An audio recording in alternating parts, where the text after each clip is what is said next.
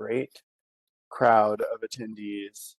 Excited to um, give some more guidance on this program and get your questions. Uh, so my name is Patrick Priest. I'm an energy policy analyst with the Oregon Department of Energy, and I'm hoping to facilitate and moderate today's webinar. And this webinar will provide information about the information and documentation that we requested from applicants to the Oregon Rental Home Heat Pump Program. And this is an incentive program focused on heat pump installation in rental dwellings. This webinar will be recorded. I think that Patricia has already started the recording, and the slides in the recording will be posted to Odo's website. Before we jump into the slides, I want to start with introducing some of the staff that are here today that are working on launching this program.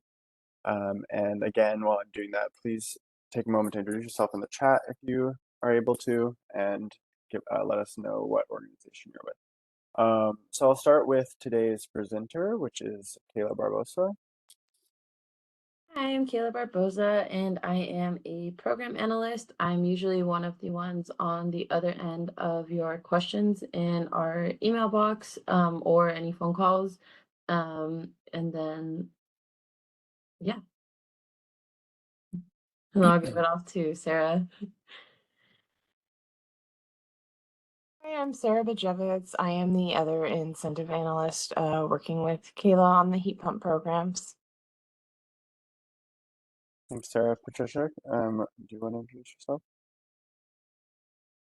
Hi, I'm Patricia. I'm here to help with the webinar. If you have any questions, just put them in the chat if you need help with access. And I'm just going to be in the background. Thank you very much. Okay, how about Pandian?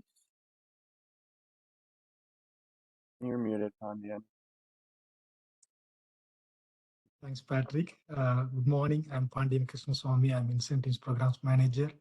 Welcome to the webinar. Thanks, Pandian. I'll jump to Doug. Hi, my name is Doug Bear, Senior Incentives Analyst, currently working in the Wildfire Recovery Incentive Program. And lastly, we'll go to Stephanie.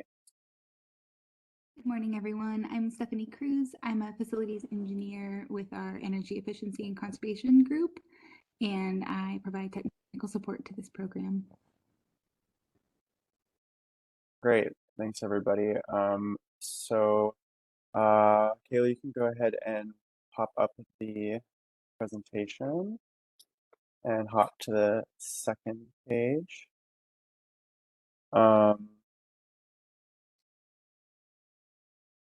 Great. So in case you're not familiar with our agency, I wanted to start with a brief introduction to Odo and our mission, which is to help Oregonians make informed decisions and maintain a resilient and affordable energy system. Odo advances solutions to shape an equitable, clean energy transition, protect the environment and public health, and responsibly balance energy needs and impacts for current and future generations. We advance this mission through many initiatives that support energy saving and efficiency, decarbonization efforts, and community resiliency. And the rental home heat pump program that we're talking about today is among the newest of those initiatives, targets benefits across the state. You can go ahead and jump to the next one. I'm going to provide just a little bit of background on using WebEx in case you're new to this platform. So to ask questions, you can put those in the chat, or you can use the raise hand function. And when we're able to, we will call on you and unmute you. We do encourage questions, but we'll be prioritizing questions that relate directly to the content of this webinar. And that is the expected information and documentation required in the reservation request for this program. Questions outside this scope may be answered time permitting or answered offline following the webinar. We're not going to provide answers in the chat, but instead we'll answer them aloud, and where they're appropriate to the topic currently being discussed, I will pose those questions to Kayla and other staff. All other questions will be saved for discussion after the presentation, and any program-specific questions not addressed during this hour will be included in our FAQ document as appropriate. And I'm going to pass it on to Kayla to get things kicked off.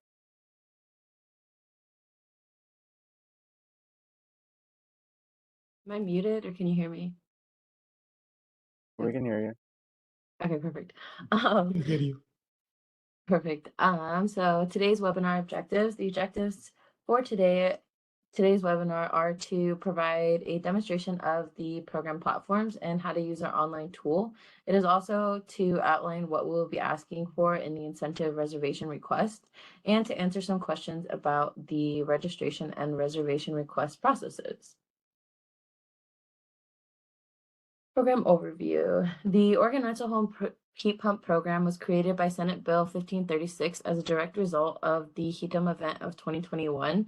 This program aims to provide financial assistance for the purchase and installation of heat pumps and related mechanical and electrical upgrades necessary to facilitate that installation. The program will provide assistance to the owners of the rental units as well as manufactured homes or RVs that rent a space in a manufactured dwelling or RV park. For homeowner assistance, please check our website for the community heat pump program, as that is the program for homeowners, and we will not be covering that in today's webinar. The way the Oregon Rental Home Heat Pump Program will work is eligible contractors who are approved will apply for the incentives on behalf of their customers. This is a brief overview of the registration process. The first step in participating in the Oregon Rental Home Heat Pump Program is to register to become an approved contractor. Once approved and the reservation request is live, you will be able to reserve incentives. The registration process is very straightforward and simple. We just ask for your basic contact information, for example, your name, business, CCB number, and a few yes or no questions. Once we verify the information provided with BCD, OSHA, BOLI, and WCD, and if you are determined eligible, we will approve you and you will receive an email to confirm the actions on your account. Once approved and the reservation request is open, you will have access to the reservation to request these rebates and grants. Currently, the registration to become an approved contractor is open, and if you have not applied or didn't know it was open, no worries, as the reservation request has not been opened yet. Once you have been approved and reservation requests are open and available, you will be able to reserve an incentive. The way this process will work is, as the approved contractor, you will fill out a reservation request. We will review the reservation request, and if approved, you will then install the heat pump and other related equipment if applicable. Once the installation is complete, you will log back into complete the request you will log back in to request the rebate, and then we will review it, and if approved, you will receive the funds directly. I'm going to briefly show you guys what that looks like in our website. So from our website, if you click on the incentive programs under incentives and efficiency, or just under incentives, if you click on heat pump incentive programs, you'll see just a general page to both of our programs, the community heat pump program, as well as the Oregon Rental Home Heat Pump program. If you click on the Oregon Rental Heat Pump program, the way to reach the registration is by clicking this link here that says now accepting registrations. You'll be taken to this page to register an account. If you haven't registered an account with us, we do ask that you enter your email as your username, because when you log in, that's usually the first thing people want to type in, and it just makes it a lot easier than remembering a new username. And then once you're approved and we have the reservation request open, this is what that page will look like. And once you're registered and we have this open, you'll be able to reserve a rebate or grant.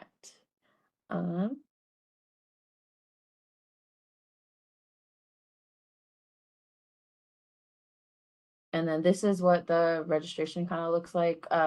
It just asks you like simple names, but this is the reservation request, not the registration. So sorry to confuse you. But we will now go over the information and documentation that will be requested in the reservation request. These slides will include snapshots from the reservation request, but please note that portions of the reservation request are omitted from these snapshots. The snapshots highlight the important questions that we wanted to cover to ensure clarity of what's being requested. First and foremost, we will ask for a verification of the contractor information. The contractor name should be the legal representative listed on the CCB profile and match the approved contractor profile. Most of the information on this page will autofill from the registration when you sign in. But we just want to make sure that you are verifying it's the same. You may also include the installer name if it is known, but that information is not required. If you see an asterisk next to the question, like contractor first and last name, that little asterisk there, that means that is required question and you will need to fill it out in order to move to the next page in the reservation request. But if you don't see it, it's not going to inhibit you from going to the next page. Other requirements we ask for include what method was used to appropriately size the unit of the space. We ask whether a manual J and S were used, and if not, we ask that you provide your methodology of how you size the unit. This methodology must amount to equivalent energy efficiency industry standards for sizing equipment as determined by ODO's technical experts during reservation request review. We also ask that the applicant provide the AHRI reference number or the heat pump manufacturer details that would be found in the AHRI certificate. There are a few questions in the reservation request about the functionality and efficiency of the heat pump. With the new HSPF2 and SEER2 requirements just rolling out, we understand that not all heat pumps will fit the new standard, and we do allow for applicants to state which standard the equipment falls under. For questions on heating and cooling capacity in the reservation request, we ask that the responses for this section the local conditions are considered. The capacity should not exceed what is listed in the AHRI certificate for the unit.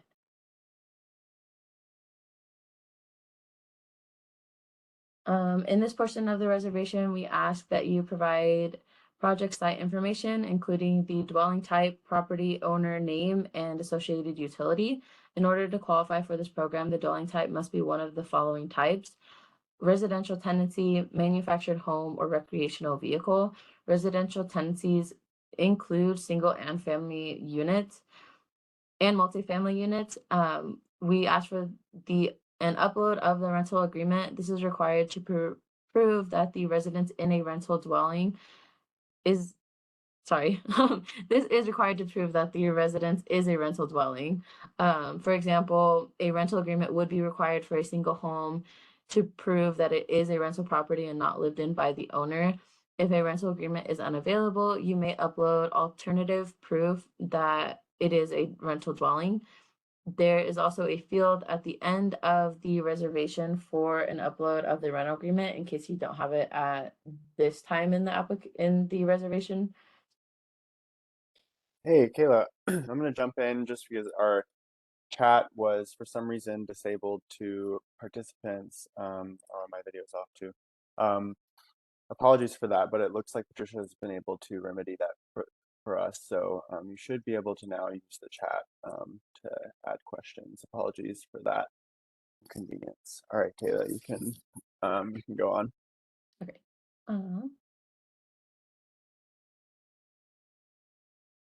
The reservation existing system information.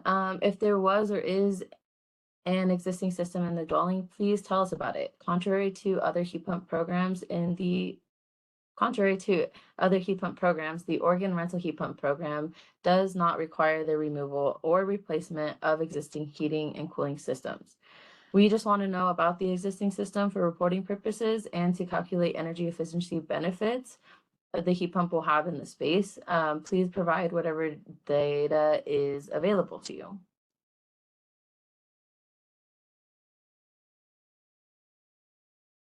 Grants are available to assist the installation of the heat pump or where or where required for safety or code compliance. These grants could be up to $4,000 depending on the upgrade eligibility and income level of the tenant.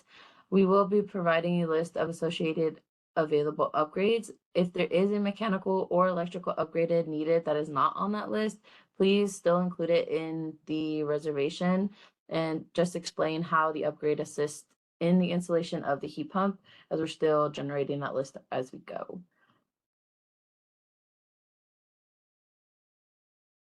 In the reservation request, we will ask for the total cost of the heat pump system. This number should include the combined cost of the heat pump unit and labor costs associated with the installation. This is also true for the upgrade costs. We will be asking that it be a combined cost for the purchase and installation of the infrastructure facilitating the heat pump installation. Here we also ask for other awarded or anticipated incentives that will be used towards the cost of the project. Examples of some other incentives available to Oregonians are the incentives through Energy Trust of Oregon, as well as from electric utilities such as PGE. We ask for this information to ensure that the incentive received from ODO does not exceed 100% of the cost of the heat pump installation. Project costs and incentives must be identified and itemized on the invoice for installation. The incentive amount will be influenced by whether the project is for a higher efficiency heat pump or if the household qualifies as a low to moderate income household. Based on the information provided, the reservation request will calculate and display the available rebate and possible upgrade grant amounts. After review of this information, the applicant will sign and submit the reservation for review.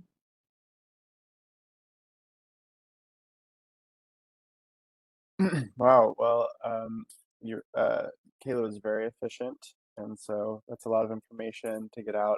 We do have a couple questions already in the chat, a couple of which have to do with the requirement to provide proof of the property being a rental property. So let's see.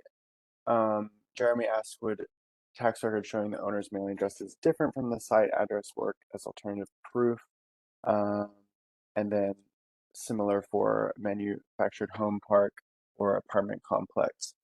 As to the latter one, I think, like, yes, typically the answer would be that proof that the target property is a manufactured home park or an apartment complex, assuming it's not a condo complex, would be appropriate. For the first part of the question, I might kick it to James, who's now joined us, and it could be one that we would need to answer in guidance, but I'll see if James has thoughts on that, on the tax records question.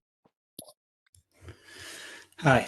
Yeah, I think we can answer that further after the event today.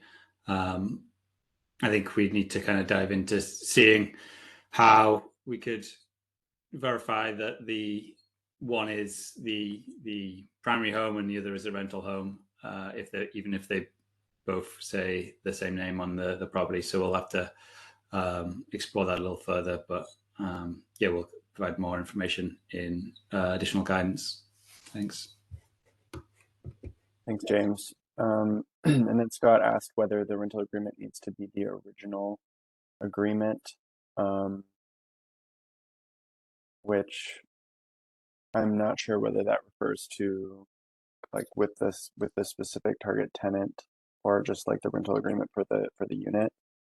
But I would think a rental agreement for the unit would provide proof that it's a rental property. Let's see. We have a question about calculating heat loss from Dave. Is a copy of the heat loss calculation required, or just a contractor describing which tool they use for sizing?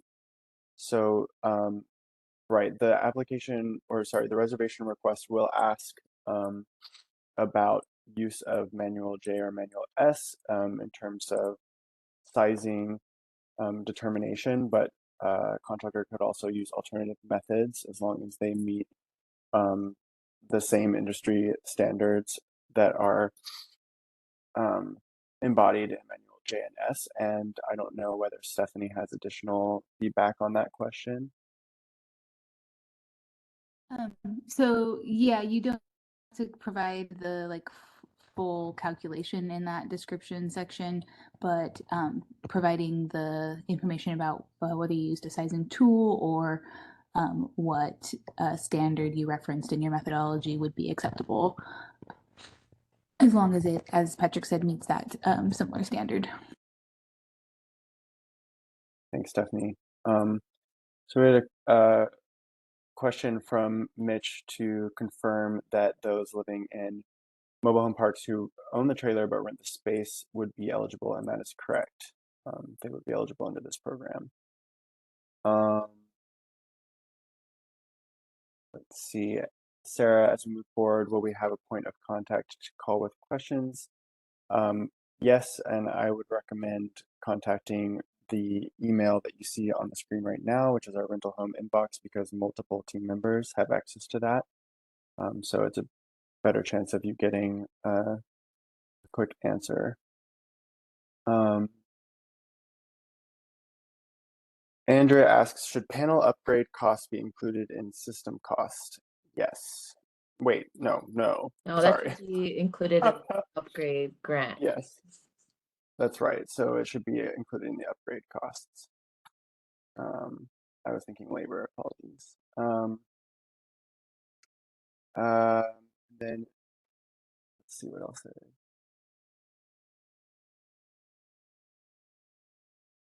John has a question about how long it take from the contractor request to incentive payment.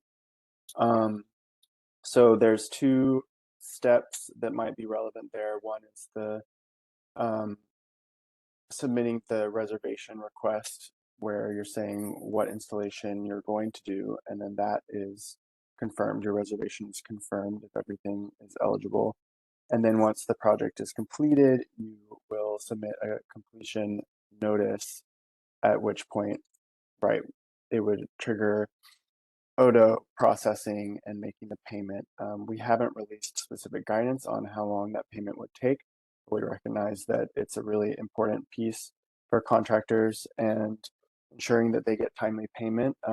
So we will be releasing more specific information about that, and planning to, of course, make payments as quickly as feasible.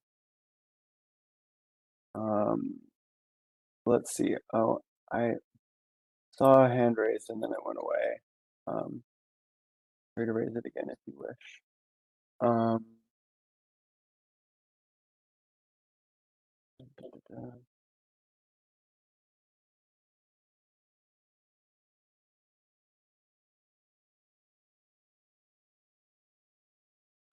Tim asks, will a passed or approved final inspection document be required as part of the completion certificate? I'm going to pass that to James.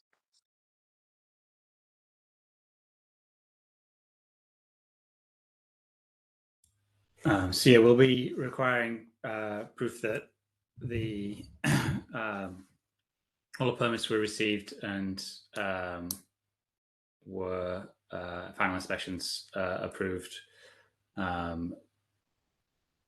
So that you'll be able to upload that information into the completion notice that you've completed your project.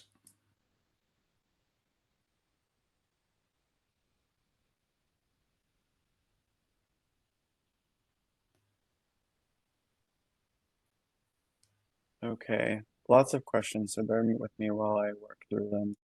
Lots of good questions. Nancy asks, how do renters, landlords find a list of approved contractors?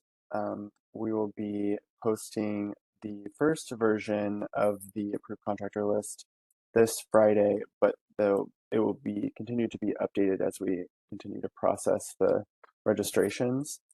So right now we're processing them in the order that they were submitted, and that'll be on the web page. So that's how you'll be able to figure out who are approved contractors under the program. There's a couple questions about determining low income, including a question from Jeremy about how to submit the occupant's income verification. I think I'll pass that to Kayla for her to talk a little bit about that process. Yeah, so there will be 3 different possible ways to verify income. First, all this guidance will be posted to our website, hopefully by the end of this week, but it may be later than that. But there will be guidance for what qualifies as low to moderate income, as well as 3 different options for qualifying for low to moderate income.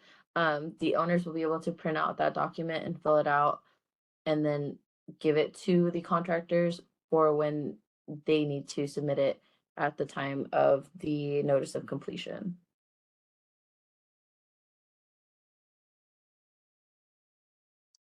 Thanks, Kayla. Let's see. The question from Dave, will payments be delayed for any quality assurance activities? And I will have to admit that I'm not sure how to answer that. So if James or anyone else does, please jump in. We will be conducting, we expect to be conducting inspections, but not of all installations, just kind of a percentage of them. But we do not have, we'll provide more information about that as the program gets underway. I was going to add, James, that there's not an intention on our part to hold payment for units that we plan to inspect. We would process payment as usual once we receive the notice of a complete project. And our verification that we do for quality assurance may come in the same time frame or may come slightly delayed from that.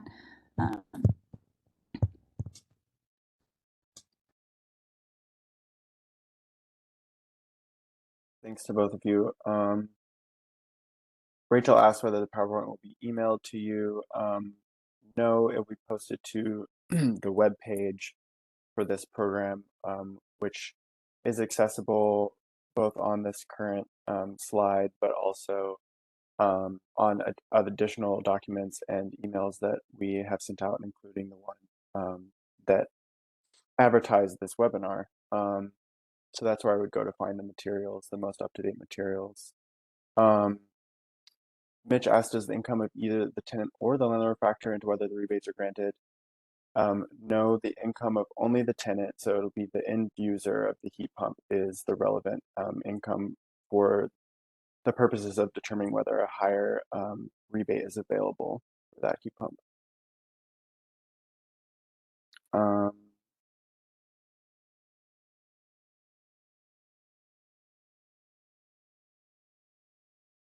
Daniel asked, can I upload an electronic load calculation?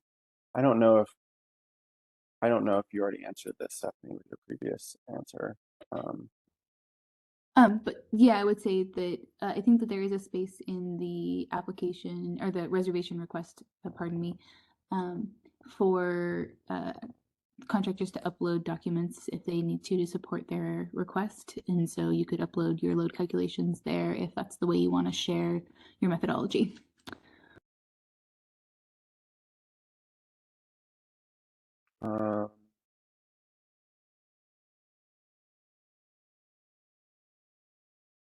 Yeah, Rhonda asks to clarify, everyone for pays for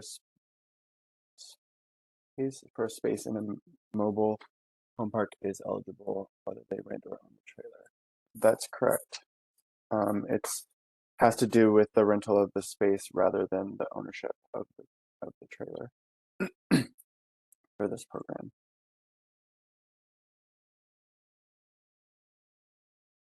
Jeremy asked, do you have a method for dealing with multiple identical applications, like identical units in an apartment complex?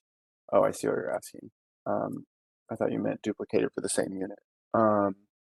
There's not currently a functionality within the platform within the reservation request to apply for multiple units at once. However, that is a comment and feedback that we've received previously, so we are exploring how that might be made possible. But for the initial rollout of the request, it will be per unit for each application. The last, will customers be eligible for both ODO and IRA incentives? Presumably, yes. I know we don't have full guidance on the IRA incentives yet, but this is a stackable incentive, so it could be combined with other ones, including ones from Energy Trust, a utility, other examples, as Kayla pointed out in the presentation.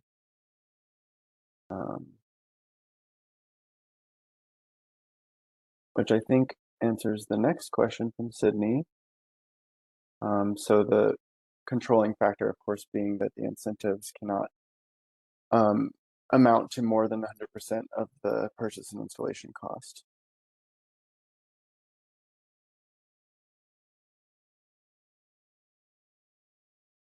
Anna asks, is the incentive amount cap per project? Is the 4,000 installation grant part of that? No, that's separate. Right. So I think, so if I understand correctly, right, there's a separate dollar amount cap for the heat pump purchase and installation versus the upgrade costs. So, yeah. Right. So it'd be up to 4,000 for an upgrade cost for income qualifying households, and then the cap for non-income qualifying is 2,000 upgrades. Yeah, and then for the rebates, the incentives start at $2,000, and the rebate cap for the actual installation of the heat pump is 7,000, and that'd be on the higher end.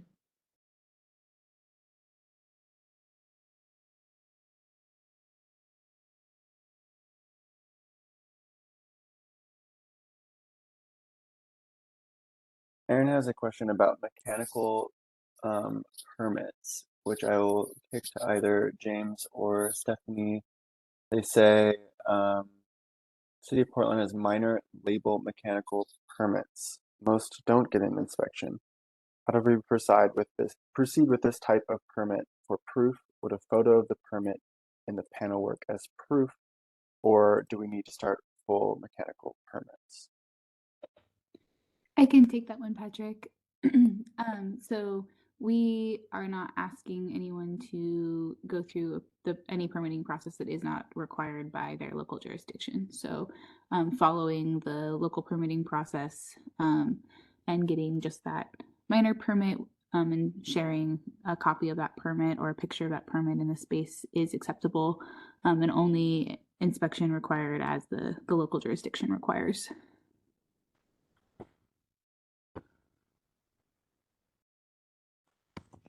Thanks, Stephanie.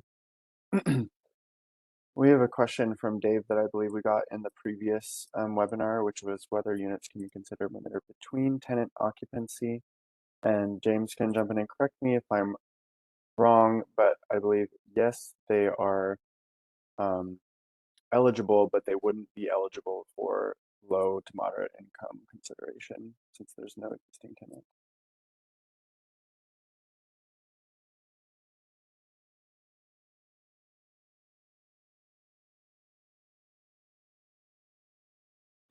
Let's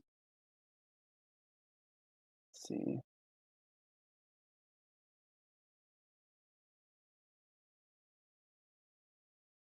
Tim asks how much funding is available in this program. It's expected to last through 2023.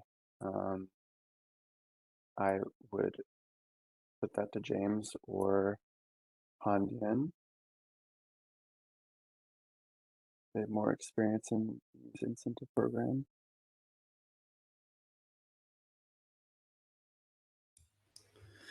Hey, yeah, this the bill that established this program appropriated $15 million for the program.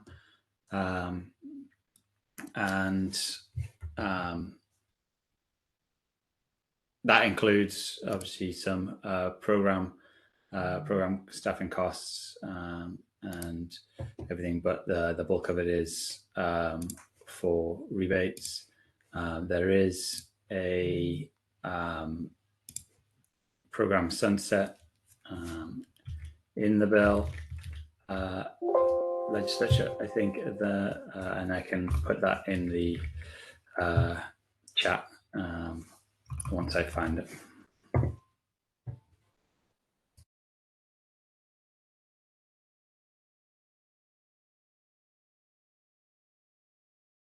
Thanks, James, and thanks to Scott for putting our web page for this program in the chat. Appreciate that assist.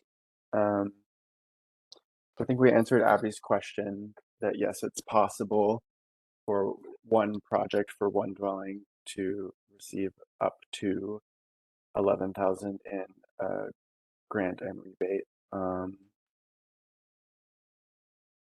Let's see. Scott asks, looking on the website, there appear to be 2 efficiency tiers, but no information listed. How are those tiers broken out? So you'll find all of that for the efficiency tiers broken out in rule, which I can share in the chat now.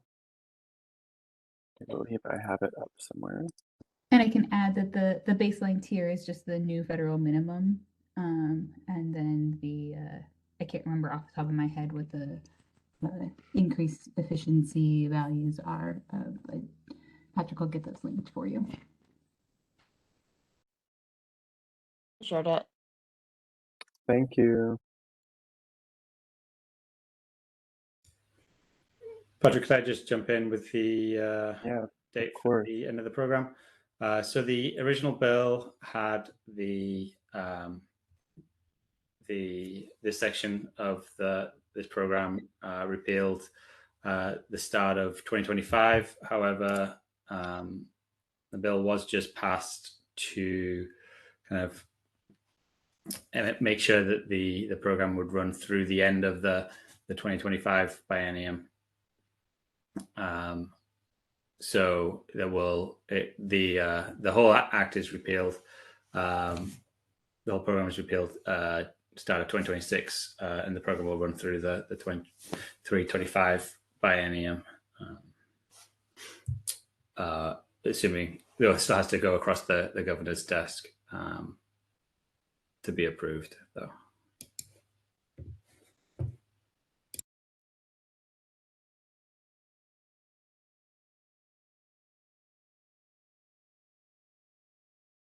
Thanks, Kayla, for answering Daniel's question in the chat about mining incentives.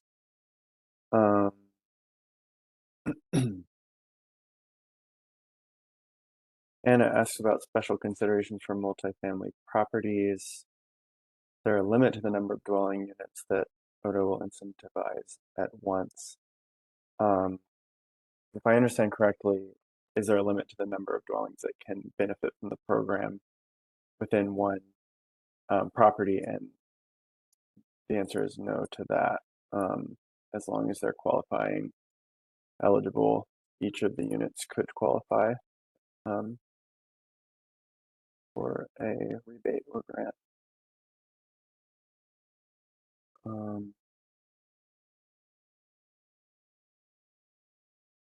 I believe I've covered pretty much everything. We had a few repeat questions. If I haven't answered your question, feel free to put it in the chat again.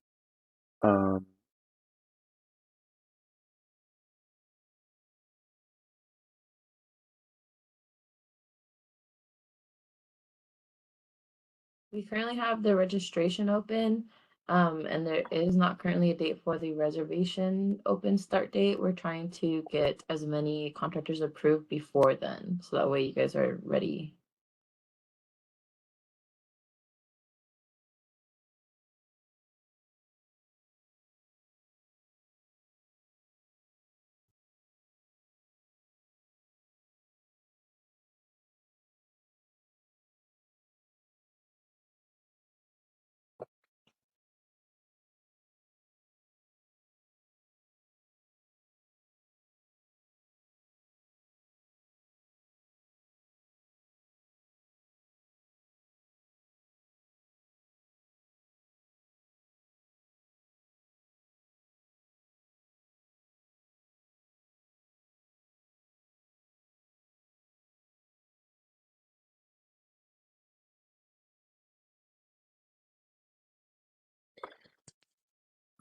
Gresham asked a follow-up about a date, and that's right, Kayla mentioned there's no specific date for starting to accept reservations.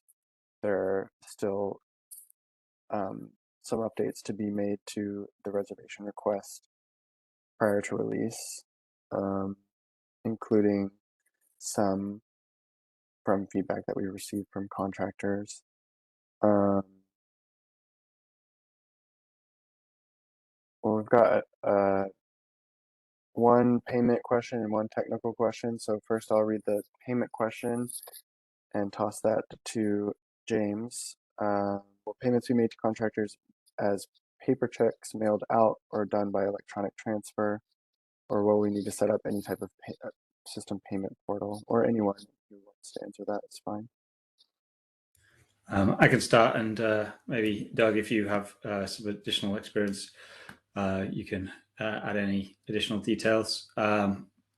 So we're able to make payment by check or electronic transfer, and it will depend on whether you have set up electronic transfer with the Oregon Department of Administrative Services. So there is a form you're able to submit to them to set that up. And Doug, if you want to add anything, please feel free.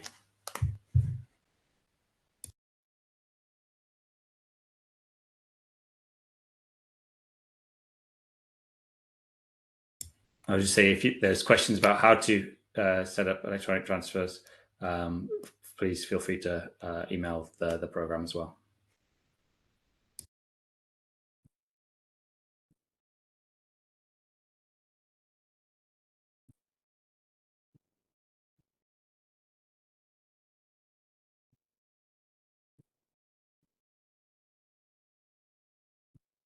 So it looks like Stephanie has offered some guidance on the technical question having to do with ductless systems and load calculation that Tim put in the chat. So Tim, let us know if that clarifies things. And then Chris asked, is this intended to state, oh, I see.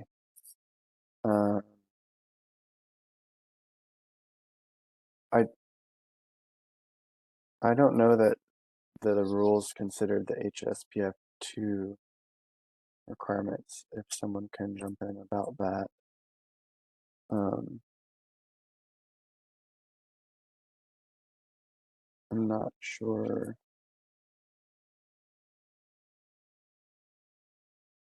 I'm not sure of the reference, Chris, that you're making. Oh, I guess you added the rules above.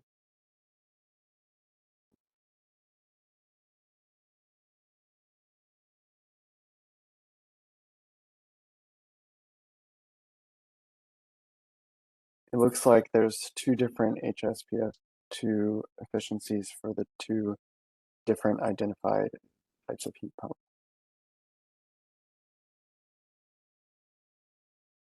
I think I see what Chris is getting at. Ducted systems typically have a slightly lower efficiency than a non-ducted unit. I can take a closer look at that and respond back to you, or we can incorporate it into one of our FAQs if you give me a little bit of time to look back around for how we were coming up with those values, Chris. So thank you for that question. If you want to drop contact info in the chat for us, that would be helpful. We can make sure we get back directly to you once we get a response for you. Thanks, Stephanie. Kayla, Scott was asking again about the, nope, sorry, wait, Scott? A bunch of comments just came in. Someone was asking about the income information again, so I don't know if you can talk a little bit about the anticipated guidance documents for the income verification stuff. Yeah, eventually they'll all be posted on the website on the contractor portion, which I can show you that on my screen. It'll be in the more information or in the resources portion. There'll be a guide that will show household what the household income must be to verify based off of the number of occupants in the household. And then we do have the options already on here. I don't believe those have the income chart that I'm talking about right now, but that will be added shortly. But it's under forms if you want to see the low to moderate income options that are available.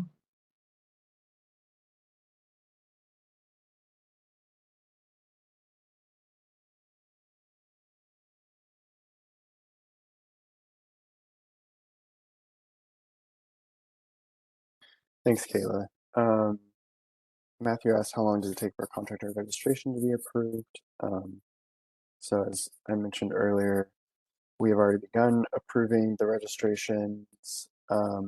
So some of the contractors attending may have gotten emails indicating that they're approved. So that'll be the cue that you're approved, but we're just working through them as quickly as we can based on the order that they were submitted.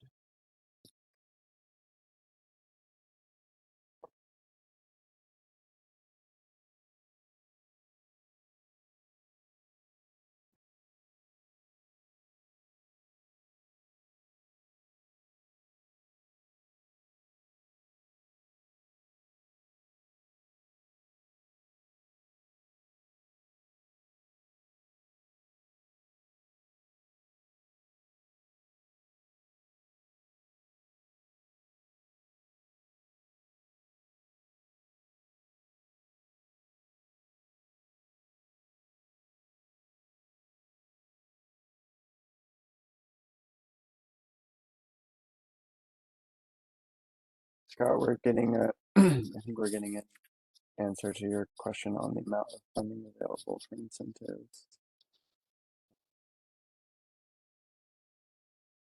So hang tight for that.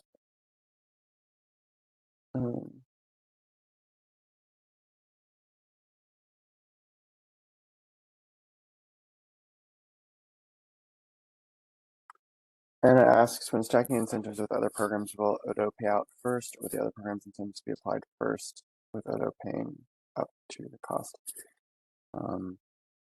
James is welcome to jump in after me, but my understanding is it'd be, in the order in which the incentive was approved. So if your incentive was approved previous to the reservation to ODO, then that one would be paid first, and vice versa. But as Kayla pointed out, in the reservation request, you'll need to identify any actual or anticipated incentives from other programs, so that for the purposes of the calculation of the available grant through the ODO program, the system will be able to know what other incentives already exist for the project.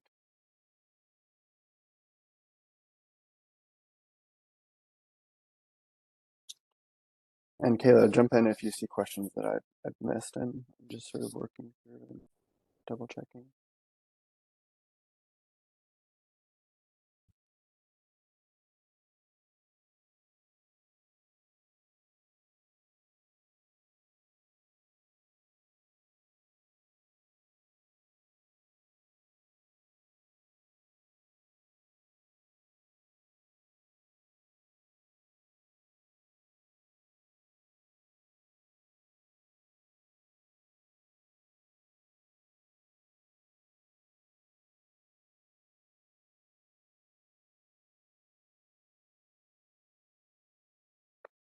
Okay, so to the question of the amount of funding available to incentives, statute does allow up to 15% use for admin costs. So the remaining funds after administrative costs are used would be what's available for incentives. So that's 85% of that amount.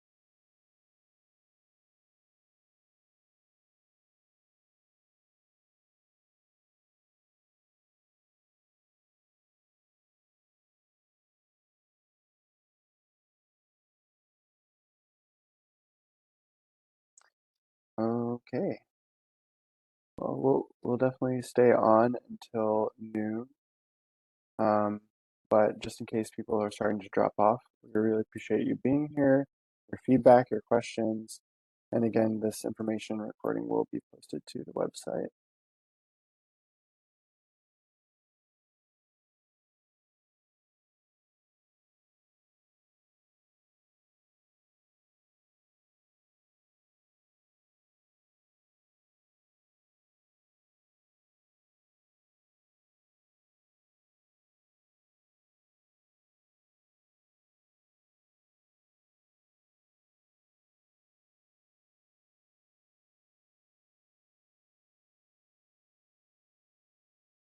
Daniel has a question on qualifying equipment. Daniel, I'd welcome and encourage you to email the program email with any questions about qualifying equipment. I'm not sure whether you're referring to heat pump equipment or upgrades for heat pump installations.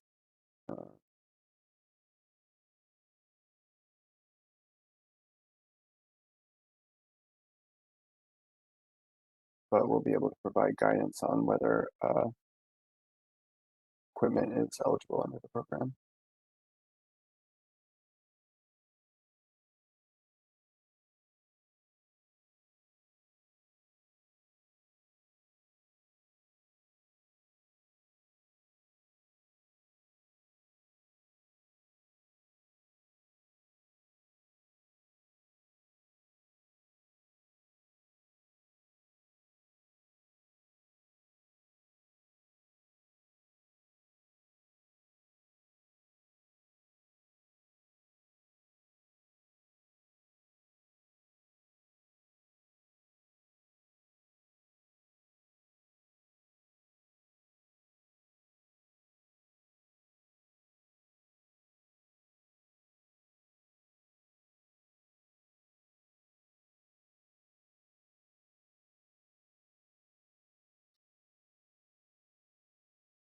Since there's any information, since there's interest in this information about the technical question that Stephanie was commenting on, we'll just share the attendee email list with her and she can just use that rather than selecting out of all of the chat emails.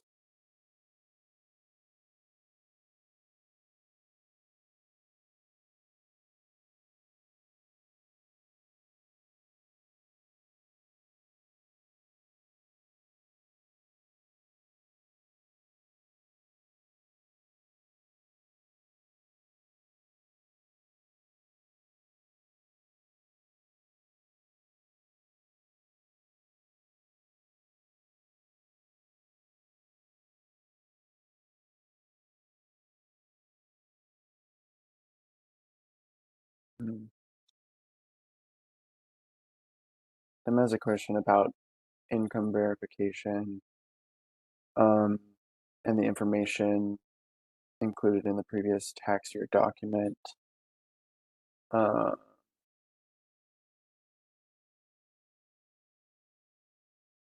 There are other documents besides their previous tax years that they can use to prove their income. And those are in the other options. The guidance one hasn't been posted yet, but it should have been. And it will be shorted later, hopefully later today. But that one should explain it a lot better than I have today.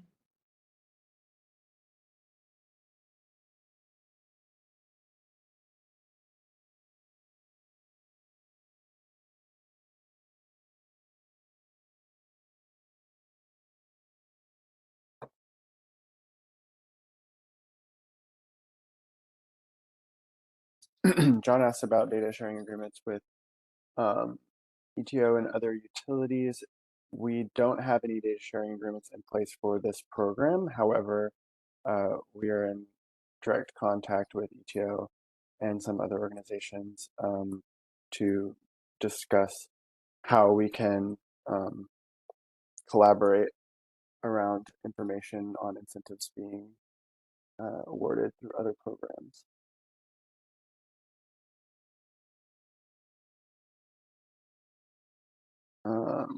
Tina asks, are you able, go ahead. I was Come just on. gonna add, this is Stephanie. Just was gonna add that in terms of sharing with the utilities about work that's occurring in their territories with this program, we understand that utilities, it's important for them to capture the energy efficiency that's happening in their spaces. And as Patrick said, we're working on exactly how we want to make sure that those information gets updated within between us and those partners. So as Patrick said, we're working on it, and we recognize the importance of that.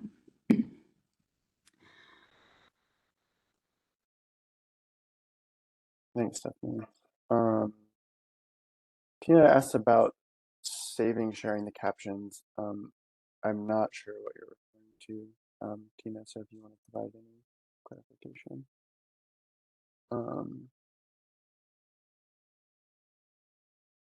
And perhaps Patricia's response helps answer that for you.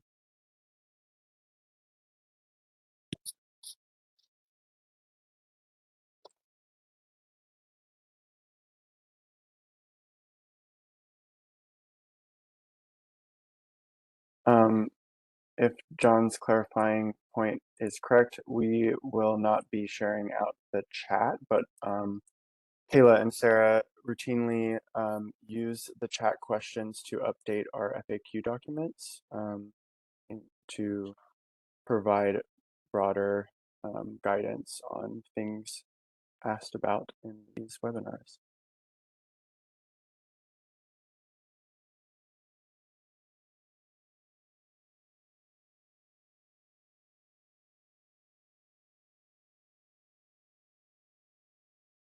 Oh, well, that's noon.